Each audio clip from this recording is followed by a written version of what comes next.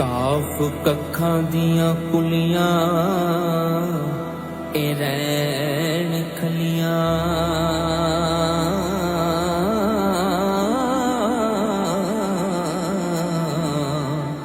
ਚੁੰਨੇਦਾਰ ਹਵੇਲੀਆਂ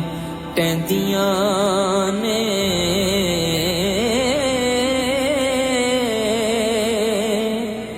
ਵਕਤ ਔਖੜੇ ਸੌਖੜੇ ਹਾਏ ਲੰਘ ਜਾਂਦੇ ਓ ਗੱਲਾਂ ਯਾਦ ਸਜਣਾ ਦੀਆਂ ਰਹਿੰਦੀਆਂ ਨੇ ਤੇ ਜਦ ਮੌਤ ਨਾ ਮਾਣੀ ਇਹ ਪਾਏ